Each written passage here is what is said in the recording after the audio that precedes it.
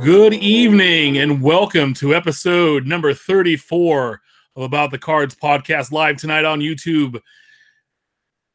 As always, I'm here with host Stefan Loeffler at Junkwax Twins, Ben Wilson at Our Trading Cards, and I'm Tim Shepler at Big Shep 79.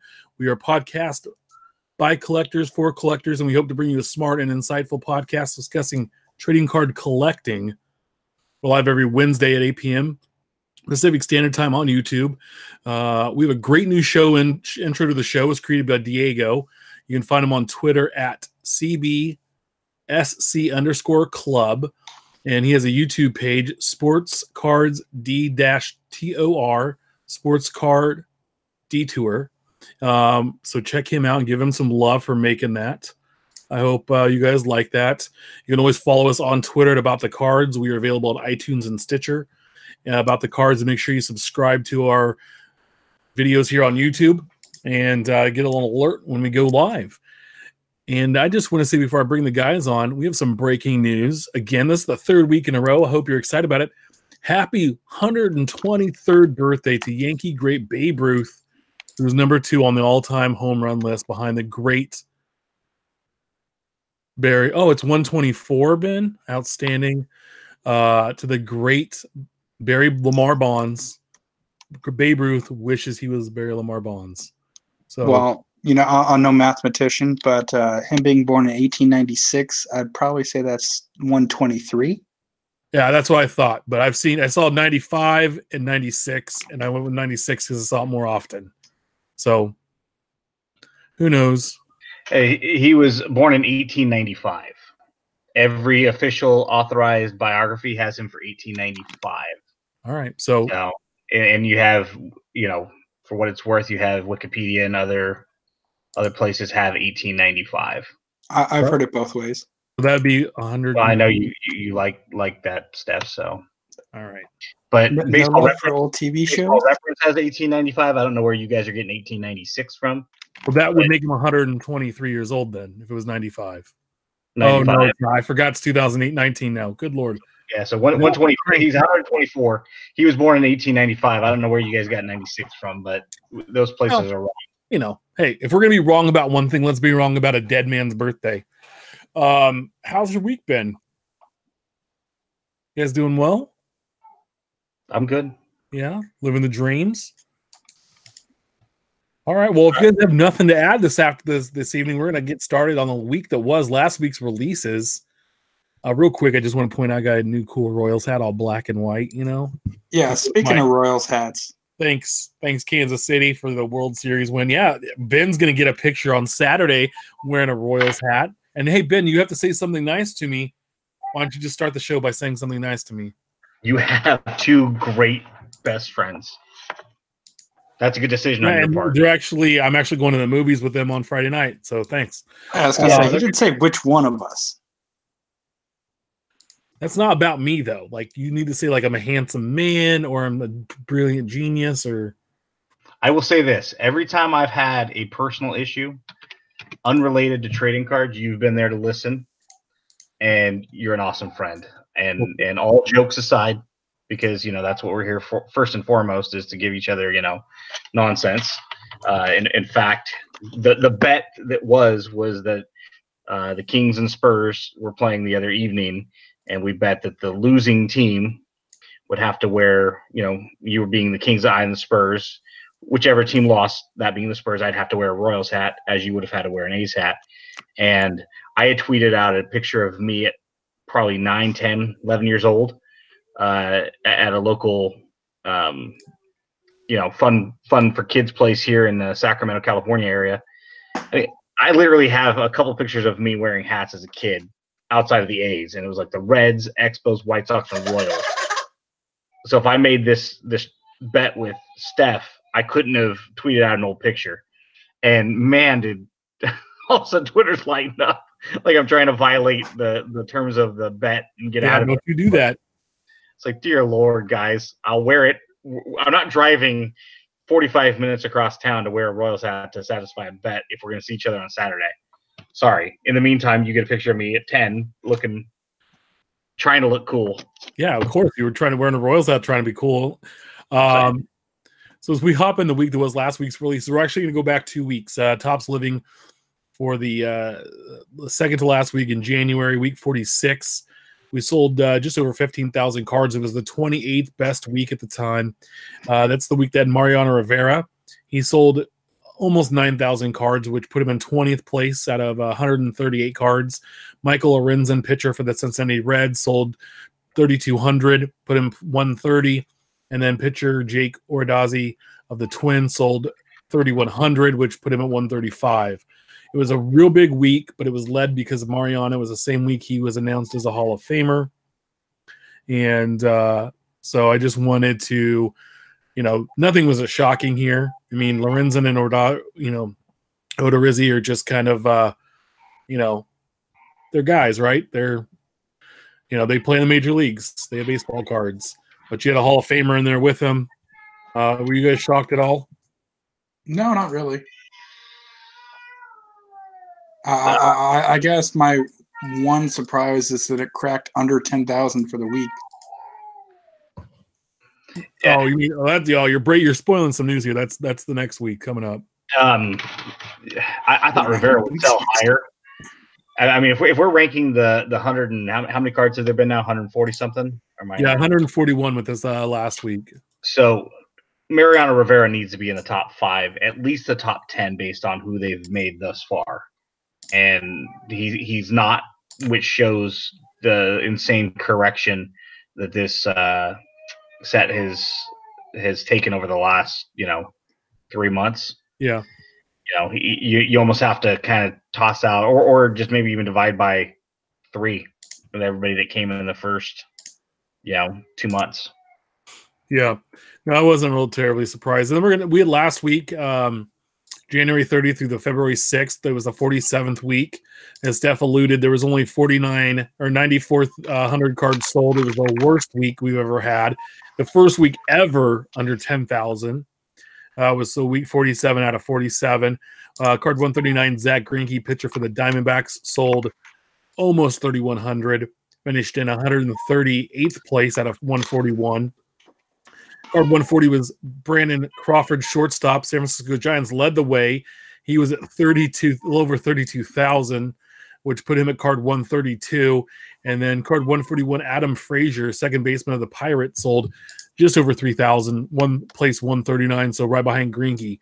Greinke only beat out Frazier by 21 cards. We're up to a total print run of 896,000 cards in this set so far, which is almost the amount of cards I picked up over the weekend from Van Man to sort, which is going to be great. But I was surprised that Greinke wasn't higher. I mean, I only expected maybe another 100 or two. I didn't expect this bad of a week to be under 10,000.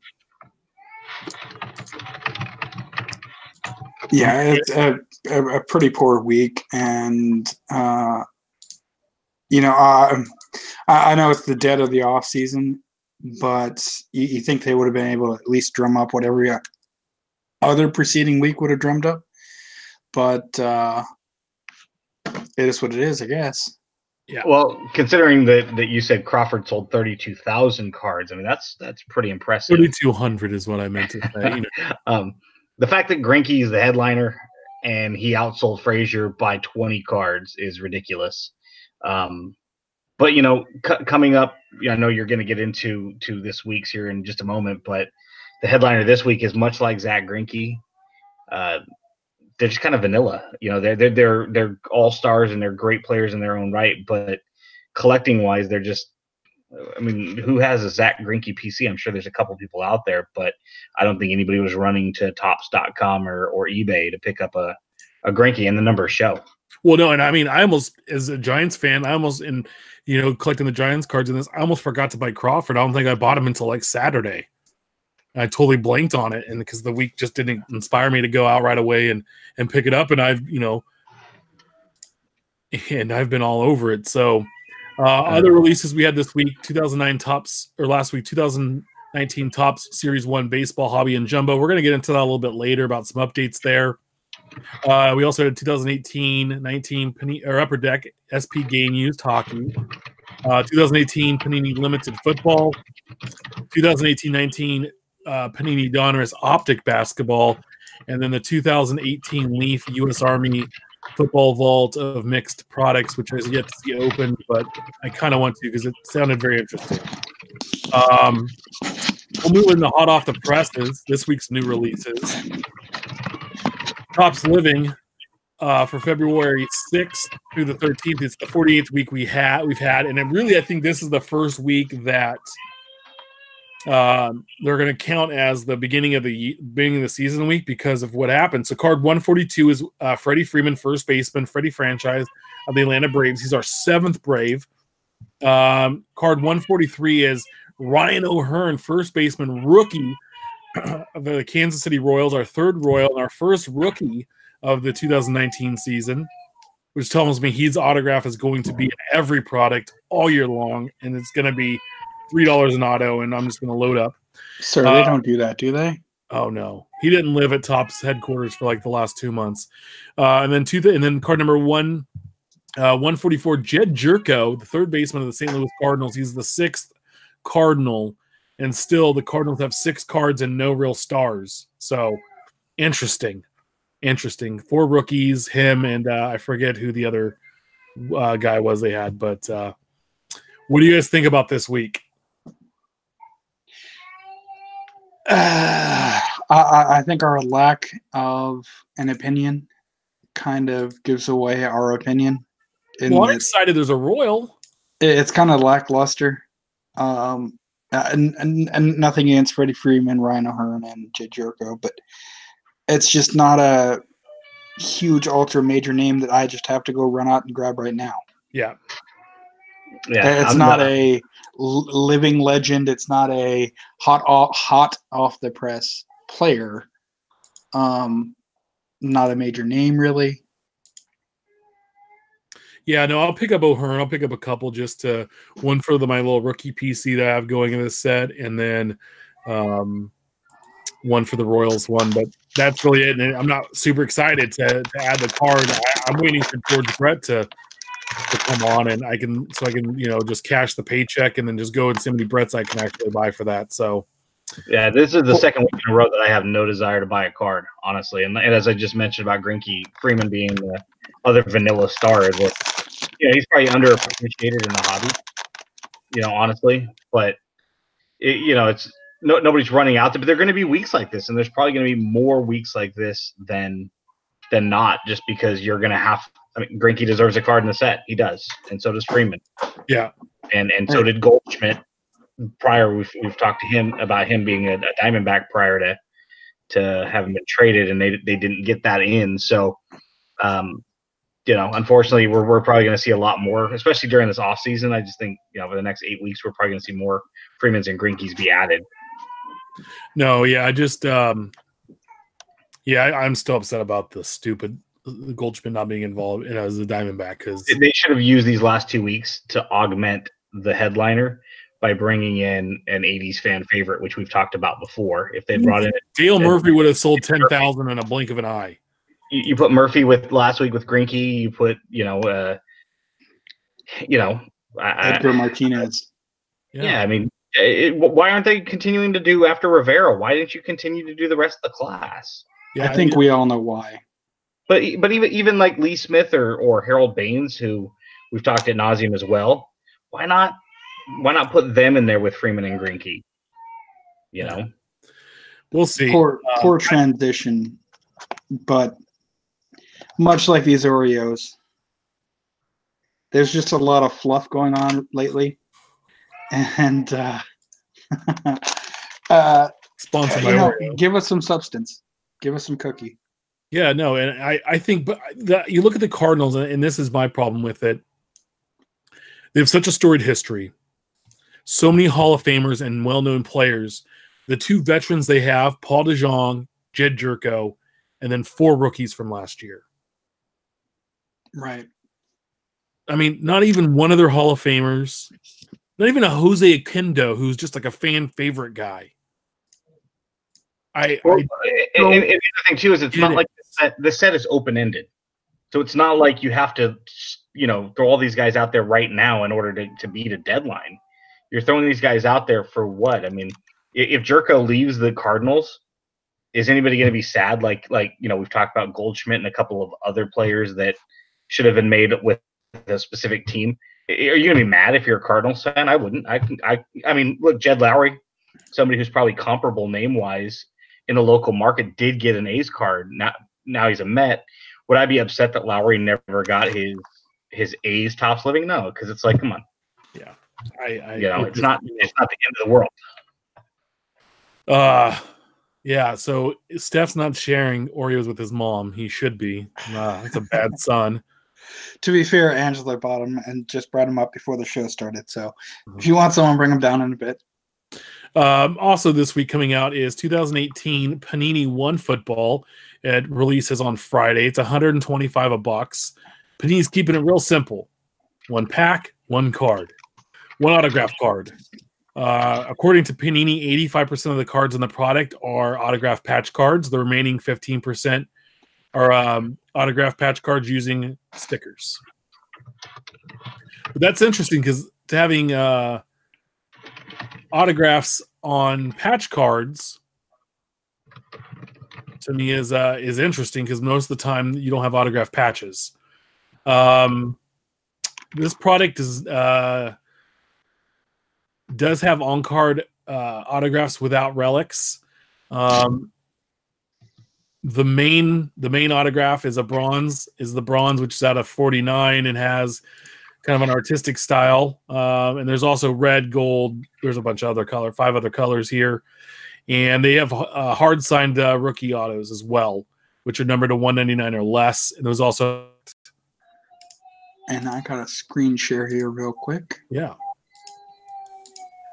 So this is a new product from Panini that they haven't released before. It's their first in the series. They're one in the series. There we go. Yeah, Chris Torres brings up that a one-card product should never have sticker autos. No truer words have ever been said. I mean, you're talking about a high-end product. One card, even if there's 2 or 3 cards in there, it's got to be on card. It's got to be. There's value in that to prospective buyers. That whether it be the market that holds over time, and Panini's infamous for just having sticker sheets and slapping cards on there or slapping them on autos, and creating their own line. Yeah. So it'll just be interesting to see how this does in the it's for that gambler. I'm gonna spend $125 and pull Cortland Sutton autograph. Yay, or so we'll see what happens with this. Or I just saw Justin Tucker's name on there, the kicker for the Cardinals or for the Ravens. Now he's great on my fantasy team, but if I spend $125 and I got a kicker autograph, I'm done. I'm walking right. away. So, also this week we have coming out is 2018 Leaf autographed jersey multi-sport edition, $125 as well, and it's one autograph. It's a one autograph custom jersey. And here's some of the featured players from past and present from basketball, baseball, football, hockey, soccer. And there's also, they're going to have rookies and Hall of Famers in here. It's a custom jersey. It's not, so it doesn't have official logos, but it looks very similar when they're on display. So they're not going to have all the patches on there. But these are some of the names that are going to be on there. Aaron Rodgers, Barry Sanders, Buster Posey, Messi. I found this interesting. Mickey Mantle, Steph Curry, Tom Brady, Vin Scully, Walter Payton. So we have 2 guys here that have been gone for a while, have autographed jerseys in this. Wayne Gretzky, the 69 Jets team, and the 80 U.S. hockey team. So I find that interesting that we have a couple in, those 69 Jets and 80 hockey. Not all those guys are with us anymore. So right. I'm kind of interested how many autographed Peyton jerseys there are, and how many autographed Mantle jerseys there are. Kirby Puckett jerseys. Well, who? He wasn't on the list of superstars I listed here. You mean Kent Herbeck? Do believe he was on Letterman, sirs. Well, I did. Well, he wasn't on Modern Family, which is the greatest show in TV history. Speaking of which, I mean, now we have to fill everybody in. Why? Tim tweeted out. Don't pull the curtain back. A clip of Ken Brett on Brett, and he's like, hey, are you? Well, I'm glad Ken's audio cut out there on TV shows, and I was like, well, McGuire was on The Simpsons, and Steph's like, Puckett was on Letterman, and it was like this decade, guys. And then Tim's like, oh, it's got to be this decade. It's like, oh my gosh, come on. Yeah, there's Babe. Happy birthday. Wrong tab. Big swing on Babe there. What's brewing next week's releases? We have 3 coming out. 2018-19 Upper Deck Series 2 hockey. Again, we're going to talk hockey, guys. We'll do it. Well, Steph will talk hockey. I'll try to get through it there. I kind of don't want to. Plates and Patches football. And then 2018 Leaf Flash baseball, not Flash baseball. So the guys are flashing us, I assume. So that'll be neat to see. Infield chat, our hobby talk section. Super Bowl picks. Boy, were we wrong. And how terribly boring. And Trey Wingo, suck it, because that was a terrible Super Bowl. Terrible commercials, terrible halftime, terrible boring game. Bring back Prince. God, no. Wait, what? Just get rid of the halftime show, and the thing would be a lot better. Have them do what they do at a normal halftime. I don't need to see these old, decrepit bands brought out there, or has-been bands, or half-naked Maroon 5, who's not any good anyway out there. But anyway, whatever. I don't even watch how, it's just stupid. But we all picked the Rams. We were all wrong. We'd have the Super Bowl we were supposed to have. At least the Saints and the Patriots, I think, would have been more interesting. And, yeah. What do you guys think? I mean, well, the one stat that I really liked from the game was that someone brought up, and I'm trying to pull up the picture. Of course, it won't. Poor game. I really expected more than 3 points from before halftime, let alone almost into the fourth, and it's 3-3. Yeah, I know, and no touchdowns, and it's the biggest game of the year. And I understand, it's defensive battle, but it was just not fun. So, I mean, there's defensive battles, and then there's bad football, boring. Yeah, the Patriots are not known for their defense, and the Rams' offense was just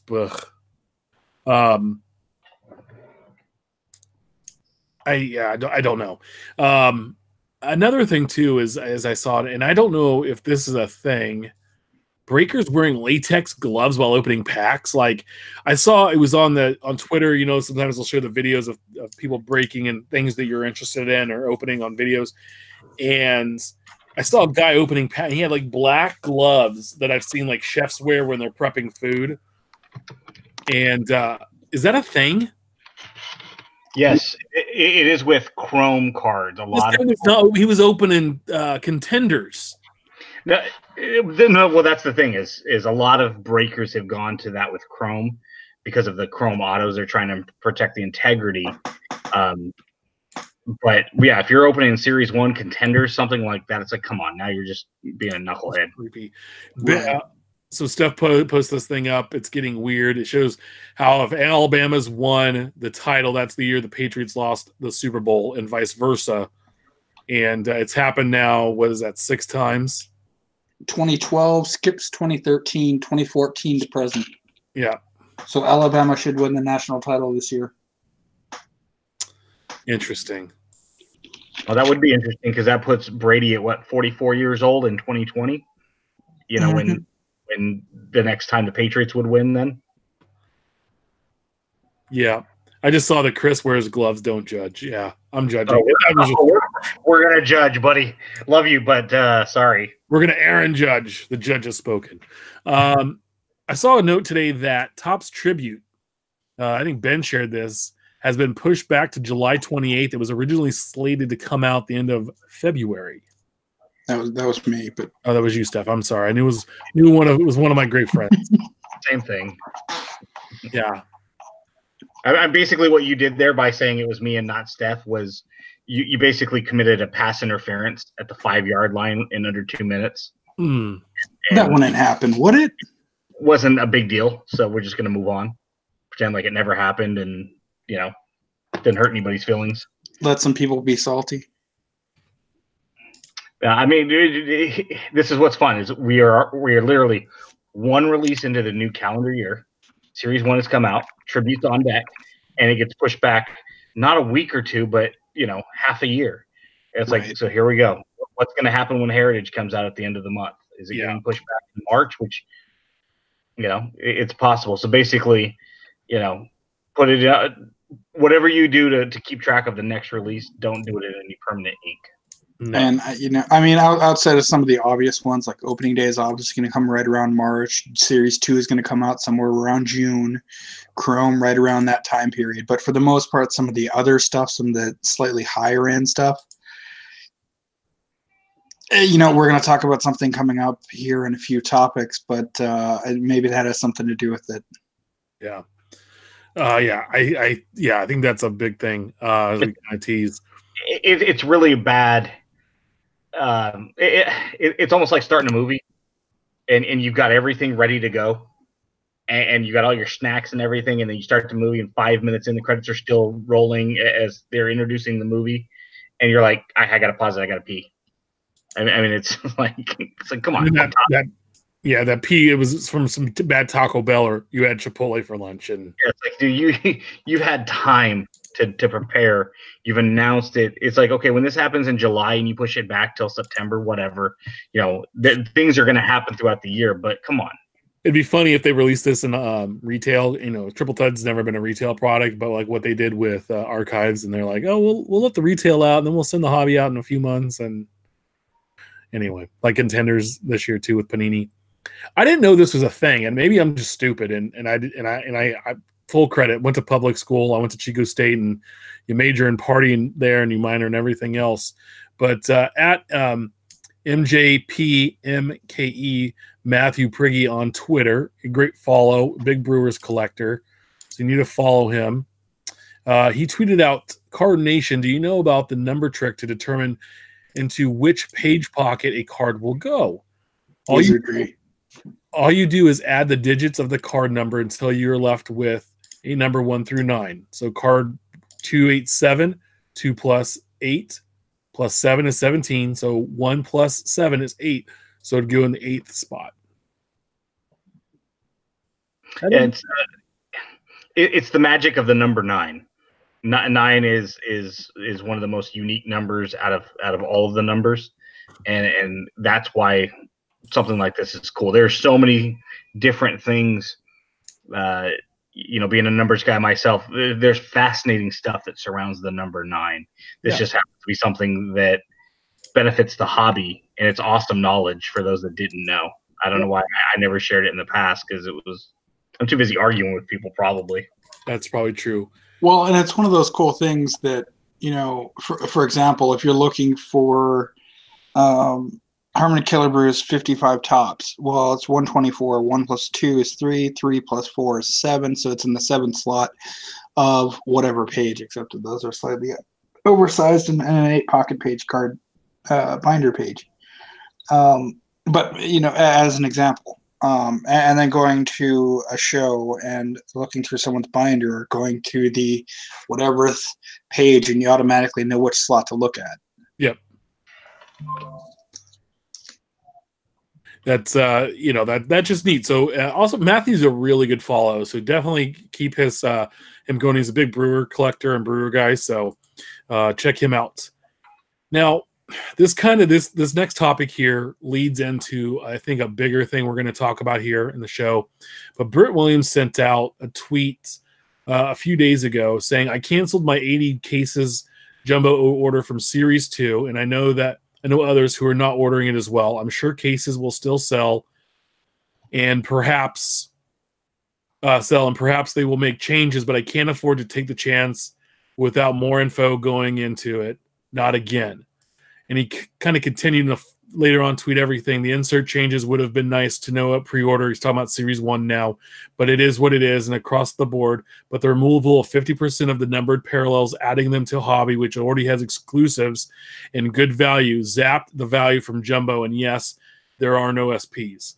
So Brent's a huge breaker and opens a lot of product. And for him to come out and say like he's canceling all of his cases because of this, and the Jumbo, and I can tell you, I opened one Jumbo box and no SPs, and I pulled out 2 golds and a black, and then I opened a Hobby box and 5 loose packs. I pulled 3 short, just regular short prints, not any short prints, 3 short prints, 2 black, 5 gold, and 3 vintage cards on vintage stock. So I was, I was blown away. The hobbies usually has an extra, they have like a different, so people buy it, they put in exclusive hits in the hobby only. But usually Jumbo's where you can get your value from and really do well on some of those inserts. And nope. What are you guys' thoughts on Brent and his him backing out of Series 2? I can understand with the shakeup for the odds and runs on Hobby versus Jumbo. I would too, from his point of view. The Jumbos are normally where the higher priced stuff are. And yeah, sure, you're not going to make your money on short prints and super short prints as much as you are the top tier auto relic whatnots, but it helps pad your bottom line before you get there. Yeah. Well, yeah, our friend Chris, Brent, I mean, they open a lot of cases, and I know Brent opens probably considerable more than Chris does, but a lot of where these multi-case breakers make their money is in pre-orders. You've already sold master sets, you've sold master team sets, you sold insert sets and parallel sets, and you've sold so much that you've already recouped 30, 40, 50% of what's outgoing before.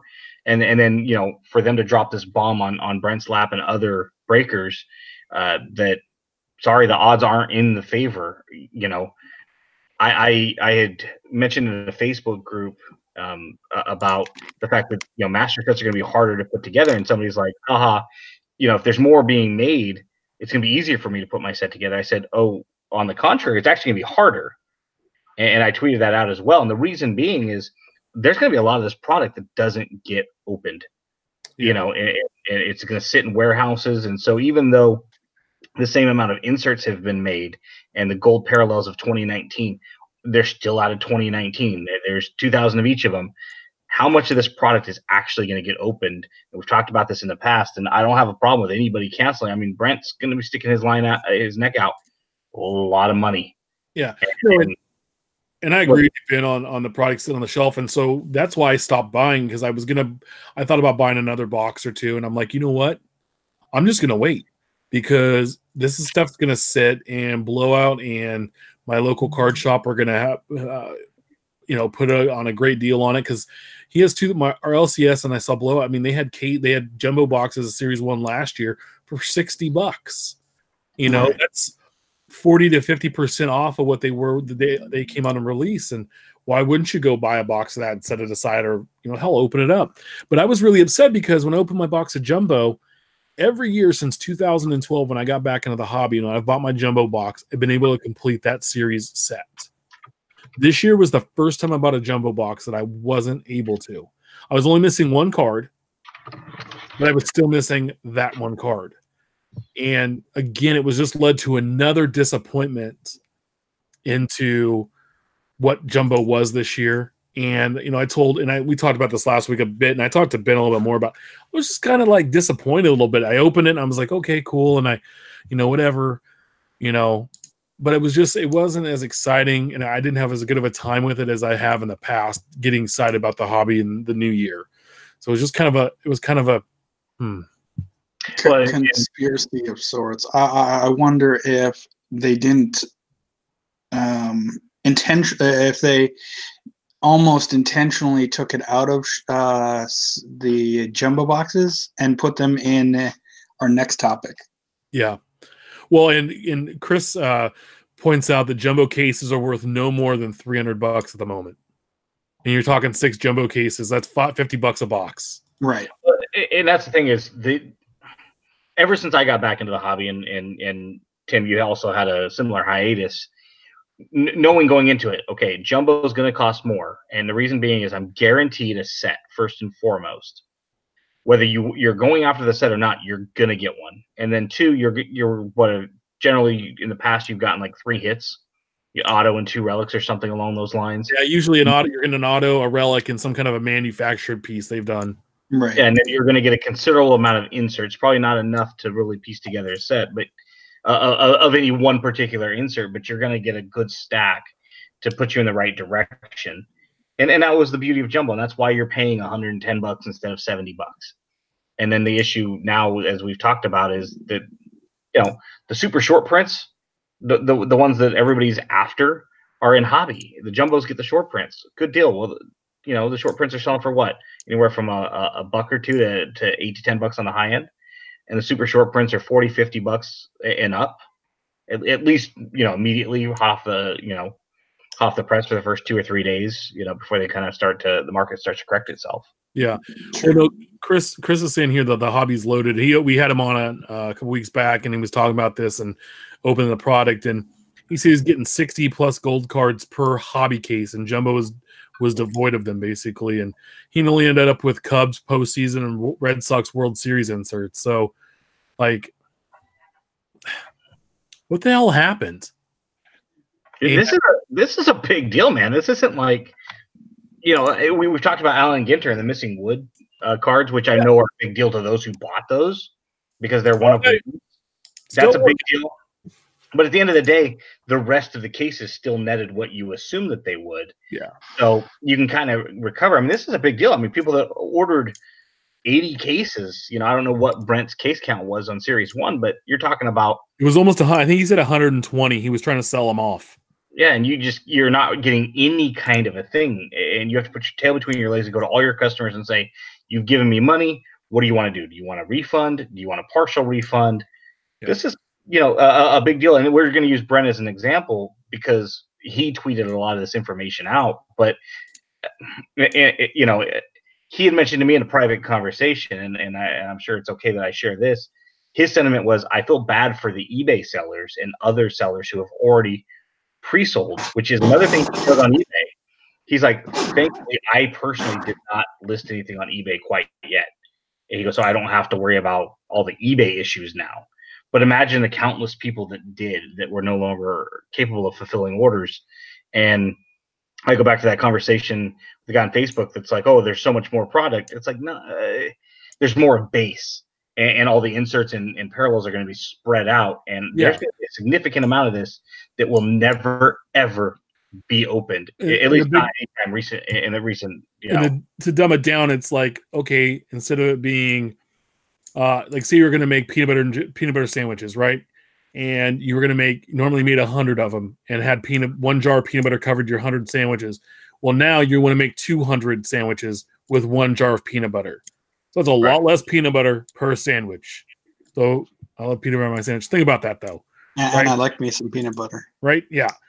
Another thing about Series 1, Topps tweeted out this week, and Beckett Media shared the story. Toys R Us may no longer be in the United States, but Topps Baseball Purple Parallels are live as a Meyer exclusive. They've been added to the 2019 Topps Series 1 Parallels gallery they have on Beckett's site. So Meyer is very regional. We looked it up. It's only in 6 states: Wisconsin, Illinois, Indiana, Ohio, Kentucky, and Michigan. Per its website, you're getting 2 purples per hanger box. Yep. They also announced Walgreens is going to carry yellow, and then for like 2 days they didn't say, like, everybody's going to Walgreens to find these yellows. Nowhere to be found. Then they announced, oh yeah, that's not going to be in stores till April. April. So my question is Meyer being so Meyer, whatever you want to call it, I don't know, Meyer, being so regionalized, does that affect the secondary market? And second, to follow that up, are we going to see hoarding of these exclusive boxes from Meyer? Only in so much that one, they're probably not all going to be open, so you're going to see them in those typical retail repacky type boxes, which might be a good thing to look out for coming like December, Fairfield? January next year. Yeah, from Fairfield. Right, Fairfield. But good luck getting them in Dayton because I've got my mother-in-law on the lookout. So a bit. I love the purple parallels, and I love yellow, obviously, because it's one of the A's colors, so it's going to be nice for the A's collection. The issue is going to be how much of the stuff is actually going to get released. It's going to be hard at $5 or more a pop per card. If the A's, I believe, have like 12 cards in the team set this year. You're looking at close to $100 bill once you buy them all. That's for a team set. That's a lot of money for a parallel team set. Here's another issue that I'm not sure if you guys are aware of. There's an eBay seller named Black_Squirrel_1. He's got 1,100 feedback, 100%. He's got over 1,000 items listed currently on eBay. Okay, he has one of those. You pick your purple parallel Meyer exclusive.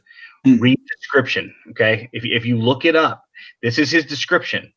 Due to how these cards are packed in blister packs, many capitalized or bold capitalized, many of them have corners with dings, creases, and bends. Yeah. Most of the cards in this listing are capitalized, not capitalized in near mint condition. I've described the condition of each card below. He has every card that he had pulled. And, I'll just go through the first one, a couple that he has. Derek Rodriguez, bottom right corner, has a ding or crease. Adam Jones, bottom corner, ding crease. J.P. Crawford, near mint. Caleb Joseph, bottom left corner, has ding crease. You get the idea. You can read through it. About half of them, it looks like, have some type of cosmetic or issue with them, with one of the corners being dinged. So if you're not like him, if I'm a buyer and I buy one of his A's cards, he's done his due diligence to describe what that card looks like before I get it. Yeah. The card that was just released. I imagine there's going to be a lot of cards returned due to that fact that the seller may or may not list those issues. Sure. And this is going to be kind of a big deal. And then, of course, the yellow ones aren't coming out for 2 months, just in time. Why? I don't understand that. Yeah, Tim, you'd said to me in private, you're like, oh, for opening day. But there's an opening day. No, I was joking. That was like a tongue-in-cheek thing. Like, yeah, we're going to wait till opening day. Which is like March now, but whatever. And there are, I think, if I remember correctly, like 6 releases between now and then, assuming that they don't get moved around, including a couple of big releases. Who's going to be in the market for Series 1 in April? Right. I'm done.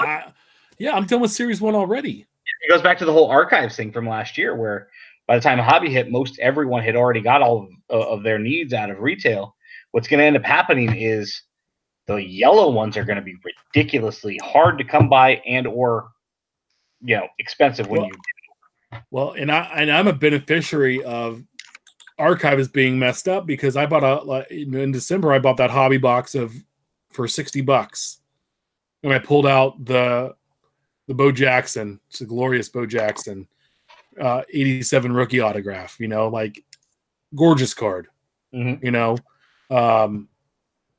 So it's out there. And I think part of the reason we saw a tweet now last Tuesday, we did not talk about this. This tweet came out last Tuesday from Sue's, Yanks chick, great gal. We've kind of talked to her about coming on the show, but she's back east and our time's late. So, try to figure that out.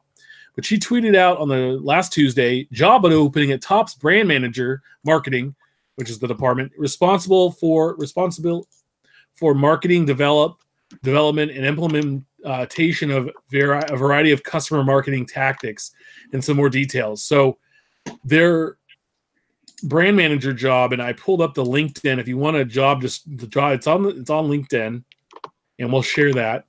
Oh, but my LinkedIn, I don't even know what it is. Her tweet actually has the direct link to the LinkedIn. Oh, does it? Nice. So I'm sorry about that. I'm trying to pull that up here.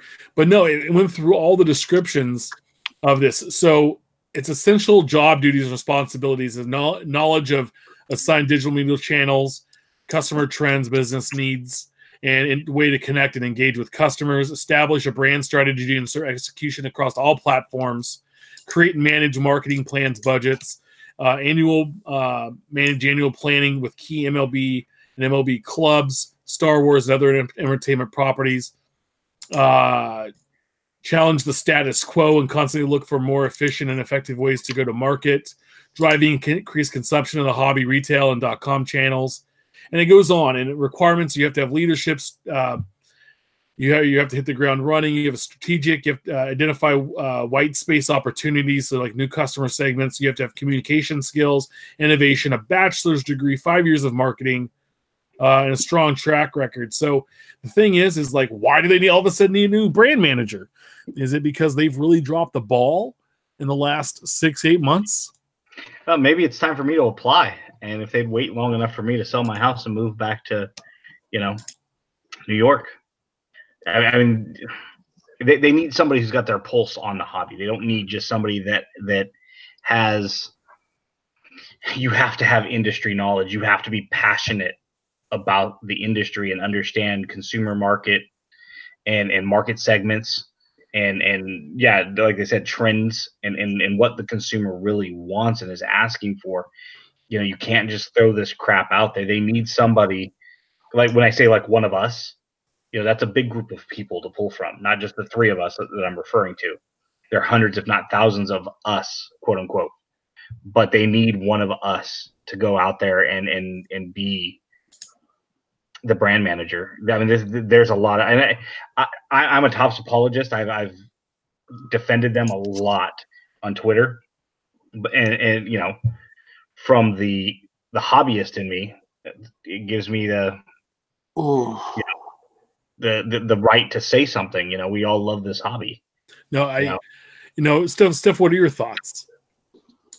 So you can't really attribute to malice what we don't know behind the scenes, but definitely they're going to be looking for someone for that position, either because someone's stepping down or missteps, or maybe they're just looking for someone better.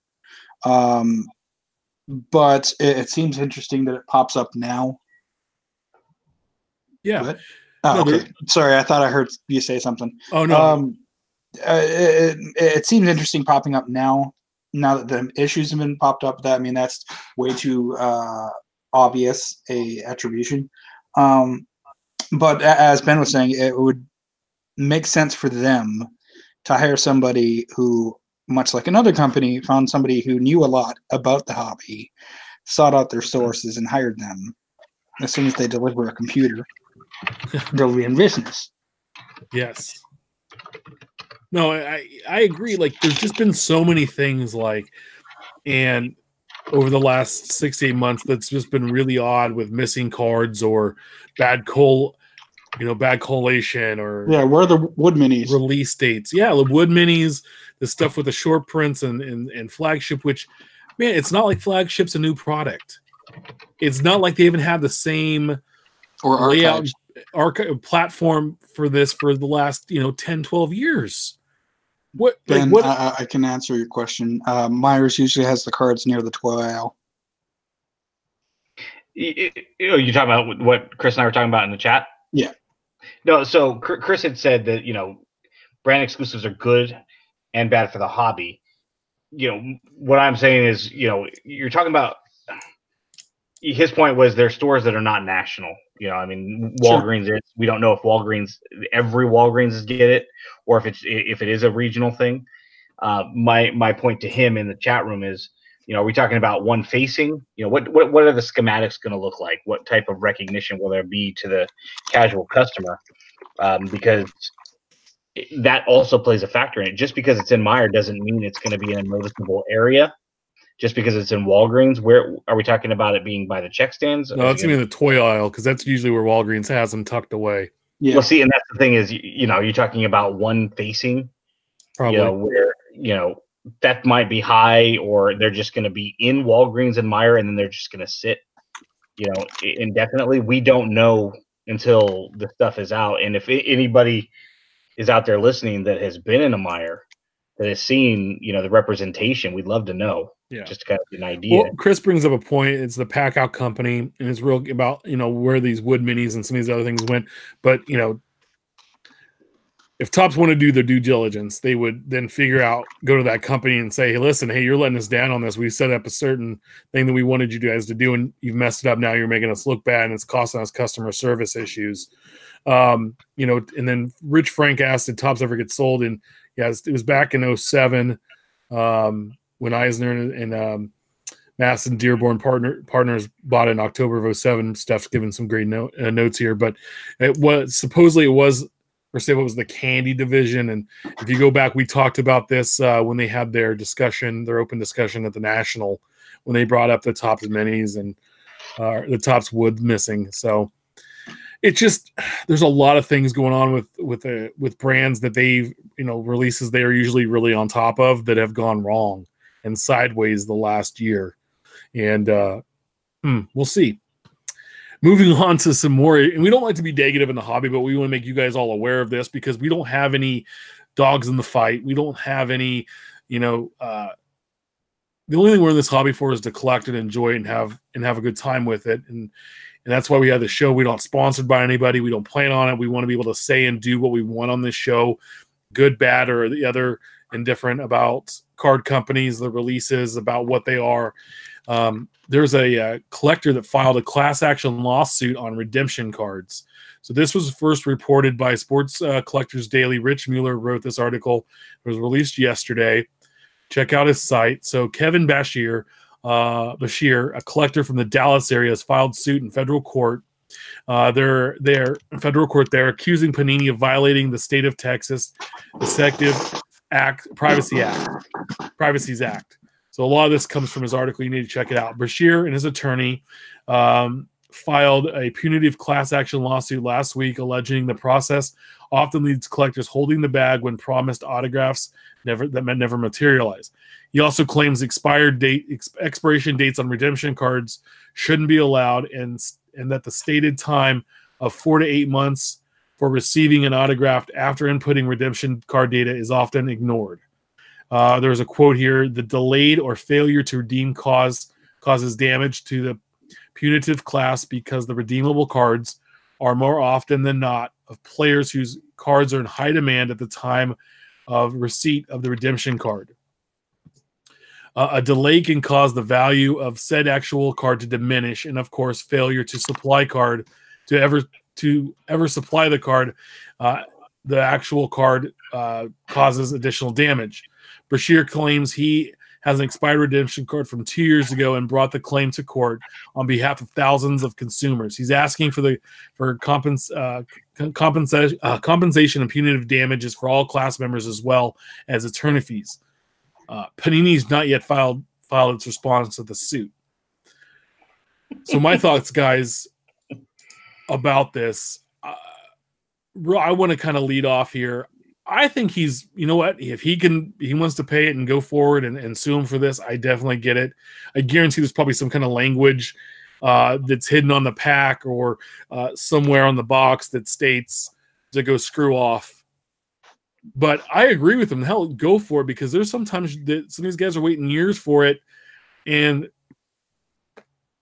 there's nothing. And you buy that pack and you open the box and, you know, your one hit is a redemption. And first of all, it might not even be anybody that's any good. So you took the gamble there, but now you're gambling if you're ever going to see the card. And if not, you know, I've had people I know that had redemptions cashed in for Panini points. So this lawsuit is absolutely 100% unequivocally frivolous. This is, people have too much time on their hands. Look, first off, a redemption is just what it is in the hobby. We've talked about redemptions before. I'm sure we'll talk about it, you know, plenty of times in the future. But the bottom line is, getting a redemption card is frustrating. You will eventually get something from it, whether it's the said player or not. To suggest that it's I mean, this is just gonna. I'm not a lawyer, but if you come to me and say, "Well, card A was what I thought I was gonna get. You gave me card B, and now it's devalued." This is a fluid market. It fluctuates from day to day. A card that was listed, super short print from Series 1's, $100 out of the gate. Now they're selling for $45 2 days later. Come on. There's no guarantee of any specific amount of money that will be given for a card. It's subjective I'm not saying this money's subjective. But what I'm saying is on the box, it will tell you that you're going to receive these. And now Panini's been really cute, and they put on average, which is a big fuck you to the collector, which is why I don't collect their crap anymore. But what that says to me, but if you pull that redemption out, that's them saying, yes, this card belongs to you. If it's player X, we're going to get this card for you. But it really, to me, I'm not defending Panini and their practices. I'm saying that the lawsuit itself is frivolous because, first off, everything has an expiration date. Your bottle of water has an expiration date. It's not on the water. It's actually on the plastic bottle itself. Right. But everything by law has to have a date. But food's different because you have to throw it away. It expires. My thing with cards is they put these. But that's the thing is, I know we plan on having our friend James on at some point, who is in the legal profession, who's going to talk about some of these redemptions and he's got to talk about it in the abstract because he doesn't obviously know what the contract states specifically. But you're getting a card in 4 to 8 months. They'll give you a card of equal market worth as they determine that at the time. It does suck for secondary buyers. I've waited multiple years for a Dave Stewart auto, which I bought specifically because it was Dave Stewart. It's not pack pulled. But what happens if you never get that card? Well, I run the risk of buying it. I've spent a ton of money on Cespedes cards back in the day. He had multiple redemptions. And, there's the Topps Heritage were they Tall Boys or something like that from like 2012 or 2013. It costs a lot of money. I've got a pennant that has 5 autographs on it. It's Altuve, Jared Parker, Nelson Cruz. There's one from each of the 5 AL West guys, Mark Trumbo, and I forget who the 5th one was. But you had to wait for all of them to sign. And it's a great card. It's oversized. But what are you going to do? If it doesn't get signed by just one player, it's one of those things. There is buyer beware with redemptions. If you get it in a pack pulled, unfortunately, you may or may not get the guy. Then why just not put it in the product? Well, there's that. That's a whole separate argument. There's multi-layered. Does this guy have a case? No, it's frivolous at best. All of his arguments are subjective about market worth and the cost, and boo-hoo, you got your feelings hurt because you pulled a. I'm just saying that if they went at the point where you never got the card, yet they promised you something, because that's basically a promissory note that they're giving you in that box. A card, or you never got a card, because you are going to get something. But what if you tell them, no, I don't want that card, I want. That's on you, not them. They've fulfilled their legal obligation, as is, I'm sure it is written. If we had the legality, the legalese in front of us, we could look at it. Oh, I'm sure they protected themselves. I mean, it's just to me. But my question is, so a bigger question on this is that you brought up expiration date on water, right? Mm-hmm. Why are there expiration dates on redemption cards when the card itself can never expire? It's never going to go rotten and not be able to be consumed. It's an actual product. And when you buy something 5 years from now, and they always quote storage issues. Bullshit.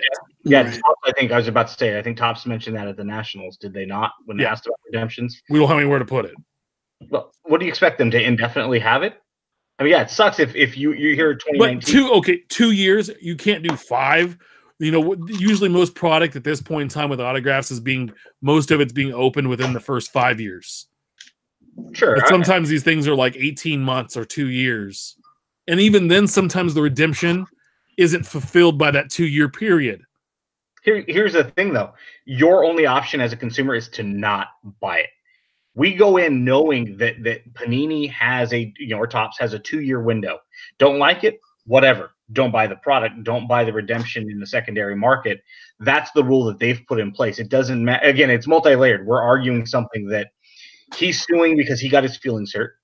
Let me go off on a slight tangent here for just a moment. My wife recently left Company A to work for Company B. Company A is a finance company within Company B. Company B isn't. She went to work in HR, and she felt it was in her best interest to leave Company B. She returned to Company A. One of the district managers who she used to work with at Company B saw her working inside his store and said, "I don't want you working inside my store." Called her boss and said, "Get her out of my store." Hurt her feelings, and he said some things that are borderline slander, or at the very least, probably in poor taste. So I consulted a friend and I said, "Hey, she have a legal argument here?" And he goes, "No, the guy's probably just a knucklehead. She has her feelings hurt, but legally, there's nothing there." We're all frustrated by what redemptions are, that the fact that they're in there and whatnot. But at the end of the day, is there a legal case here? I'm not a lawyer, so I can't speak to that. It just seems like what he's basically stating is, to me, it's like, oh, well, I'm going to sue my company because they didn't tell me to take a lunch break. But I work independently within the confines of the company, and I can take a lunch break whenever I want. It's my responsibility to take it within 5 hours here in the state of California.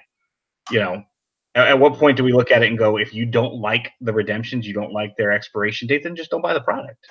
As you mentioned, Tim, you don't buy it anymore. You're frustrated with it. Cool. Move on. Nobody's forcing you to be in this hobby. It's a hobby. This is not a. I know. It's just, to me, it's just Steph. What are your thoughts? As Ben and I have just kind of yelled at each other a bunch. Yeah, left perfectly fine. Or the other way around, one or the other. So, Steph, what are your thoughts, bud? All right, I think we lost Steph there for a sec, but I'm back. Okay, what are your thoughts on this Panini lawsuit on redemptions? The redemption process in the hobby obviously needs rehaul. I just think that they're going about it the wrong way in this particular lawsuit. The best comment I saw about this was from Paul Lesko.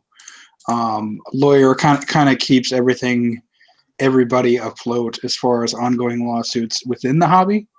He used to have a really good segment on Cardboard Connection Radio called The Law of Cards.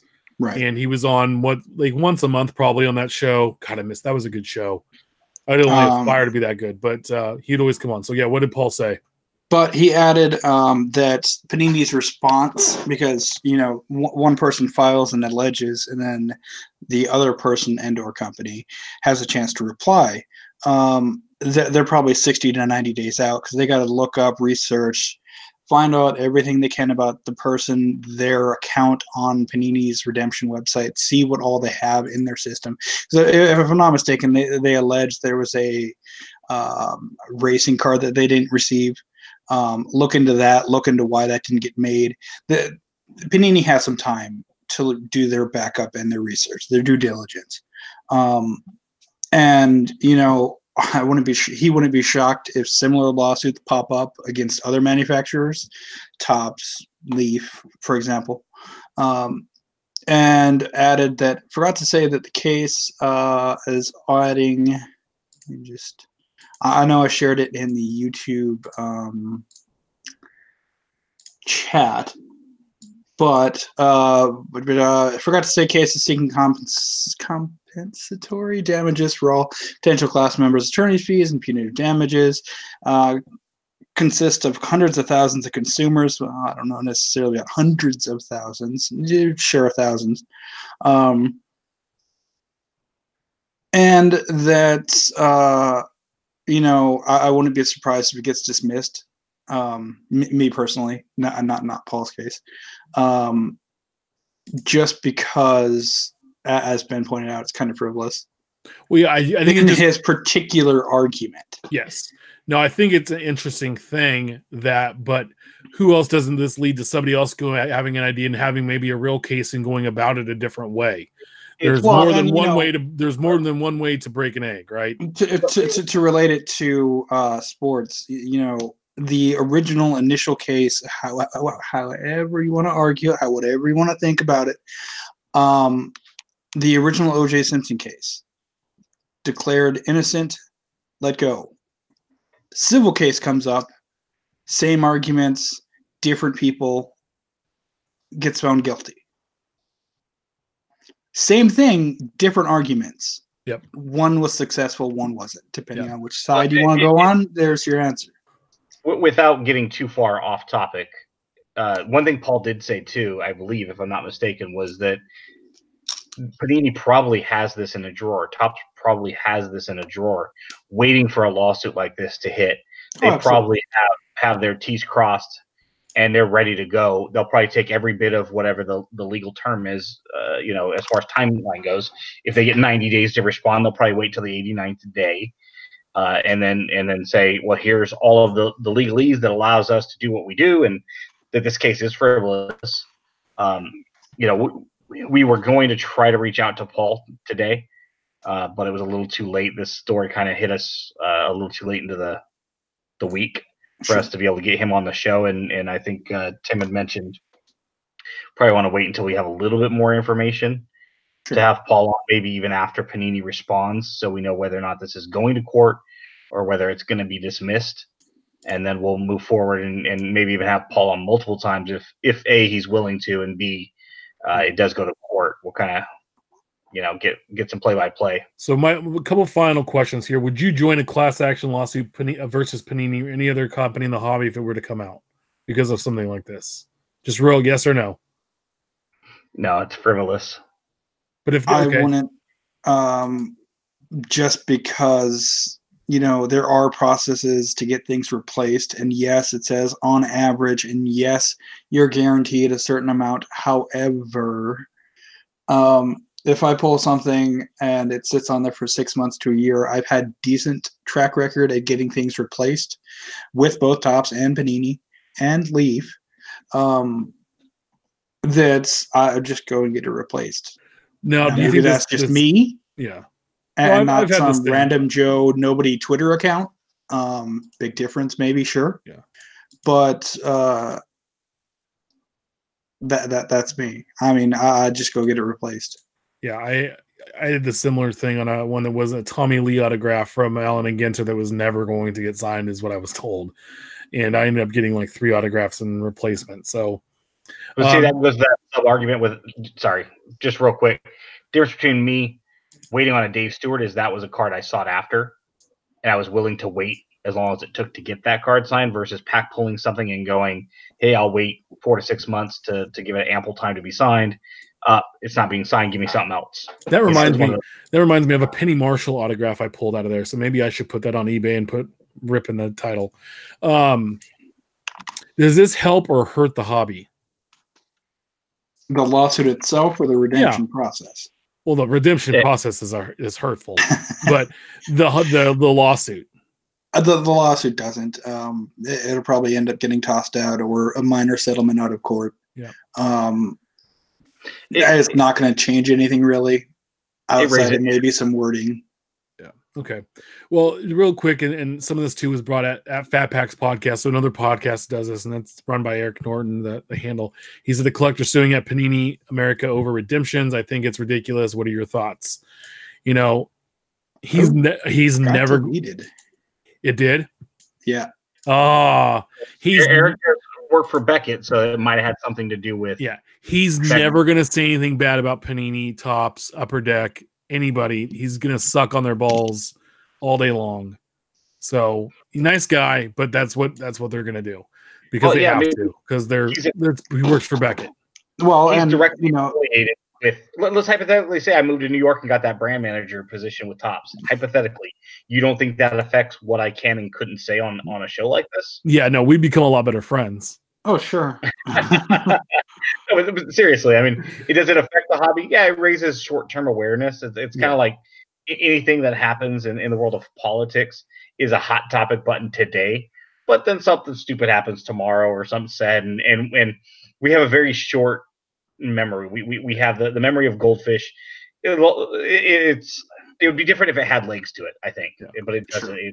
This guy got his panties in a bunch, and he's in a position maybe to afford the legal fees. Yeah, maybe he just wants to have some fun with it, right? And if you want to join this, cool. How much money do you think I'm going to get? I've had like 3 redemptions ever with Panini. I'm going to get like $1.38. Yeah. If this ever got settled. I did sell my points. I think I said this last week to Blowout, and I got my $4.50, so I was excited. I mean, there are certain things that I can't say due to ongoing lawsuits myself. Oh, But the company that I work for now is currently everything they do is the complete opposite of said other company. In that how they handle things, how they label things, how they. he's saying back in. I'm not saying No, anything as such. Steph's not saying anything.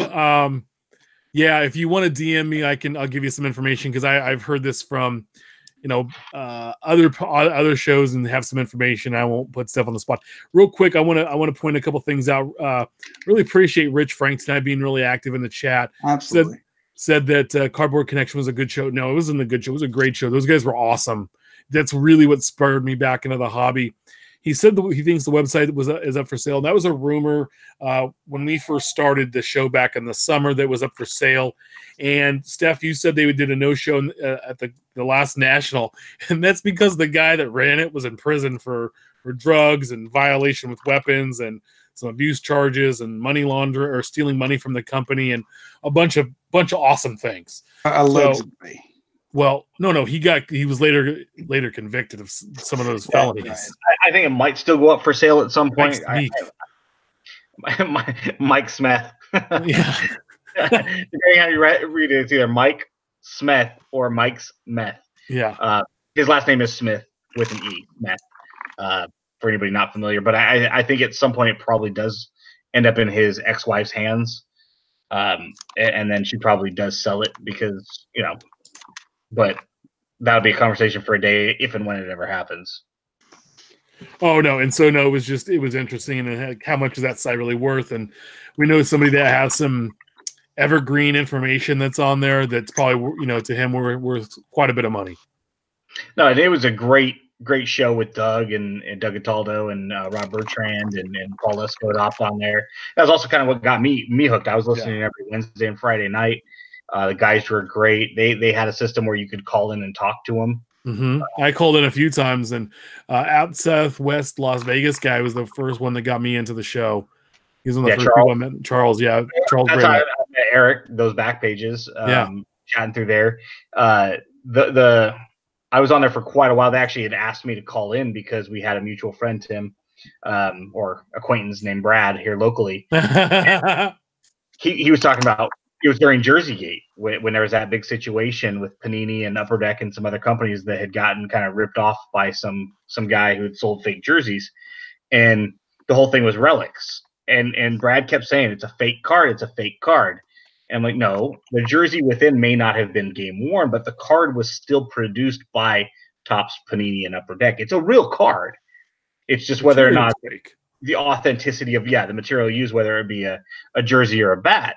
And the guys had asked me to call in because I was getting fired up in the chat room. And they're like, can you call in? And they're like, you're an ace collector. And I was like, listen, I don't care if the player wore the jersey or not. Mark Ingram infamously wearing, 75 jerseys. 1,000 jerseys at once. It's like, does it have DNA? I don't care. If it's a pretty card, I'm going to buy it. If it's an ace card, it's like manufactured relics, right? Doesn't matter. If it's a pretty card, I'm buying it for my personal collection. It's my money. So anyway, that's getting a little off topic. I know we didn't plan on talking about that, but Cardboard Connection was great, and the guys on the show had a lot of good information, and that's kind of what inspired us to do the podcast. Was there wasn't a true Cardboard Connection style show out there anymore, so let's do one. Yeah. Oh, that was the big thing, and they really, I don't know, really got going. I found that picture, and I think I'm gonna let's see. I think I got it here in the Hangout. Oh, no, that didn't work. But no, you just Google like Mark Ingram, lots of jerseys, and it will pop up for sure.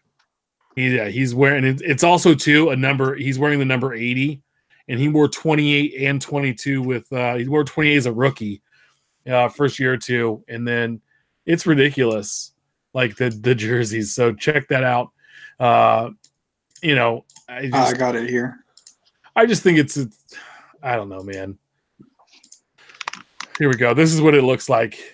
And then it's awesome. It's the rookie premiere, so they can say all these jerseys were game worn, or I mean player worn. I'm sorry, player Event worn. used. Event used.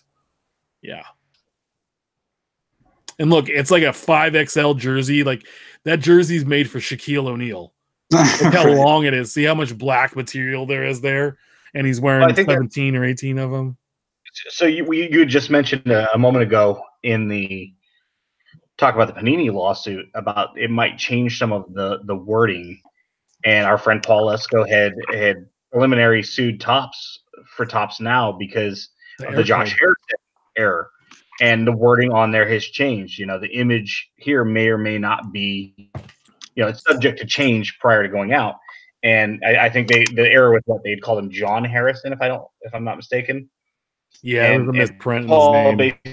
Basically, you know, he collects error cards. He sought that out because it was an error, and that's what I collect.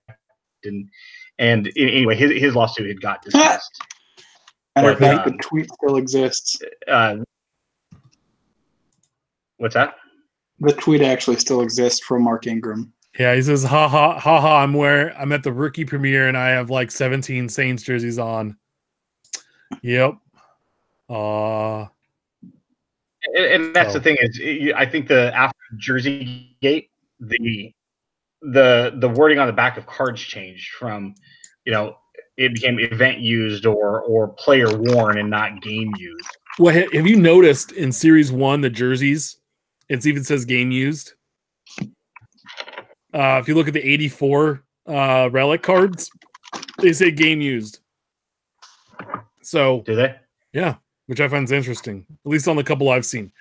I want to move on. I know we went a little long there in lawsuit land, but it's something we'd like to talk about and bring up because, you know, we're gonna tell you how it is and what our thoughts are, and we're not gonna hold back. And if you disagree, awesome, let us know. Bring it. We don't care. We want to hear your opinion. If you agree, let us know. Cool. If you have no opinion, you know, and you're still going to go and buy the product, and that's your right to do so. And I didn't stop because of the redemptions. I stopped because, to me, like the value. I was buying their football product, and I just don't anymore because after 2014, I just didn't have fun opening their product anymore. It didn't get me excited. Anyway, long story. We want to move on to the iconic collection. We have 4 weeks here to go leading into spring training. We're going to cover the most iconic card for each Major League franchise. We're going to cover one division a week, and that host will pick what he thinks is the most iconic card, and we'll debate. At the end, we'll pick a top card from each division, and we're going to compare them. So we'll have a kind of like a final six and go off that. So last week, I did the AL East and the Orioles. I picked the 89 Fleer Billy Ripken F-face card. For the Red Sox, it was the 60 Topps Yastrzemski. For the Yankees, it was the 84 Topps Don Manning. The 1952 Topps Mickey Mantle. There's another one. That's great. Look at the Mark Ingram. Oh, God, I love you, Mark. Tampa Bay Rays, it was the 06 Bowman Chrome Draft Evan Longoria Superfractor auto that might not ever exist. For the Blue Jays, I picked the 90 score traded Eric Lindros. 2 weeks ago, Steph had the AL Central and went 91 Topps Carlton Fisk for the Sox, 2000 Topps Tribunals for the Indians, a T206 Ty Cobb for the Tigers, of course, the 75 Brett for the Royals, and the 84 Fleer update for his beloved Kirby Puckett Minnesota Twins. The first week, Ben did the AL West, and for the Astros, he went 89 Topps Biggio. The Angels, of course, was the 11 Trout update. For his beloved Oakland Athletics, he went 80 Topps Ricky Henderson. The Mariners, 89 Upper Deck Griffey. The Rangers was the 90 Nolan Ryan 5,000 case card. And next week, we're going to go NL Central, and I'm going to do the NL West, and then we have the defunct franchises where we're going to go through 5 or 6 of those franchises that are no longer there. This week, Ben, you're back up. You have the NL East, my friend, with the Braves, Marlins, Mets, Phillies, and Nationals. And real quick note, we had some listeners respond, and there was some really good conversation this week on Twitter. So at the end of Ben's choices here, he's going to hit those guys up and let us know what they had to say, and we appreciate the feedback and the interaction. It was great. It was really good to see, and the arguments were fun. And it's always fun to drop in like, hey, why didn't you pick this card and then just walk away and just see what happens? Because I did that I put that one out there, and it was just kind of fun to back up. Boss Brink was big time in it. It was cool to see him hop the conversation. So, Ben, lead us off. Atlanta Braves. What is your iconic one Atlanta Braves card? And I know you have some runners up in all of these, but I want to know before, what is the iconic Braves card? I did waver on this one just because there was a little bit of I went back and kind of talked with you guys and made sure that it was okay that we went with teams that had moved, that the franchise was still there. So in other words, I'll use the A's as an example. Philadelphia, Kansas City, Oakland, it's all been the same franchise, much like Atlanta having, been from Milwaukee and Boston. And so it's the same franchise. So I did change mine for a while. It was something else. Ultimately, I settled on the 54 Hank Aaron rookie card, with the runners-up being the card I had at number 1, which was the 84 Fleer Glenn Hubbard with the snake, and, of course, the 91 Topps Chipper Jones Desert Shield. So what do you guys think? Oh, I don't think you go wrong with Mr. Aaron's card at all. Desert Shield Chipper. That one's pretty sharp as he pulls this up. But if I had to pick between the 54 Hank Aaron and a 91 Jones Desert Shield, I'm going Hank all day. It's definitely a more impressive card, just age and who he is, being the all-time home run leader. Yeah, the birthday this week too. He did. But just because of the allure and the history behind it, I got to go with the Desert Shield. Dude, I totally misspoke in the show earlier. I'm an idiot. I've had Babe Ruth's birthday wrong, his years, and I also said he was number 2 in the home run list. He's 3 now. No, I know, man. I gotta lay off the peyote. He's number 1, number 2. Number 2. It's Barry Lamar Bonds. With a heavy asterisk. We don't have to recognize him if Poop Town doesn't. Steph just passed out from from all the Oreos. I tried so hard to put Hubbard, but yeah, at the end of the day, it's really hard to recognize the Braves franchise without it being at one time the all-time home run leader, Hank Aaron. The ambassador to that team. That he's their franchise's most iconic player, and that's kind of why I think much like I chose Ricky Henderson over Jackson. So I picked up a bunch of cards this week from Van Man, who got him dumped in his truck by a guy at the local card show or shop, and he's had him in his garage since like August, and he had to get rid of them. And so I swung by and picked him up, and I don't even do how many hundreds of thousands. I mean, it filled the back of my wife's SUV, and it took me about 25 minutes to move him in the house. And she's like that, and she got really upset at that point. She didn't know it was many cards, but there was a ton of 84 Fleer. And there is the Glenn Hubbard in my hands right there. It's definitely on the top 3, along with the Jones and the Aaron, is most iconic because everybody. To me, that's the F-face Billy Ripken for the Braves. We might say that the Ripken rookie card is more iconic, but the Billy Ripken is the card that a lot of people know. So yeah, no, so definitely. What is your Miami Marlin? So I'll get into a couple other people's, as you mentioned, here in just a bit. But the one I settled on was the 2010 Topps Chrome Mike/Giancarlo Stanton rookie. Marlins were devoid of a lot of iconic cards. The 2008 Bowman Chrome Stanton, popular. And to show you what kind of franchise this is, Topps opening day did a Billy the Marlin card from 2010 to 2012 at least. And some of those are pretty damn iconic. So when your mascot ends up on the short list, it kind of shows you all you need to know about that franchise, who's been around close to 30 years now. I had 2 for this, both recent. The Red Hot Rookie Redemption for Stanton, same player, different card. Yeah, for $75. Right. And then the unfortunately departed Jose Fernandez, Bowman draft, I believe. But is that iconic though? I mean, it's a good card. Especially after the death, yeah. There were plenty of people that became Jose Fernandez collectors overnight. And that was definitely one of the ones sought over. Yeah, I unfollowed a few people because of that, because it's like, oh, now you want to collect him because the kids, unfortunately passed away tragically. Come on, be bigger than that, dude. Mine would be any Derek Lee Marlin card, just because of local guy in your personal collection. Little personal collection there. And then also too, once a Cub says, dude, what about Miguel Cabrera's rookie card? That's out there too. Well, it's out there, and like I said, I'll mention a couple of things here in just a little bit. So, New York Mets, the old crappy Mets. The card that I had to settle on, because to me, this should say thank you, New York, by the way, for the World Series championship. Actually, thank you, Matt Harvey and Terry Collins. So, the most iconic Mets card, hands down, it's top 5. If not top 5, it's definitely top 10 in the hobby, and that's the 68 Topps Nolan Ryan Jerry Koosman dual rookie card, which I'm not standing up, but I do have up right above my head. Close runners up, one that got a lot of run on Twitter after I kind of threw it out there. What are your thoughts?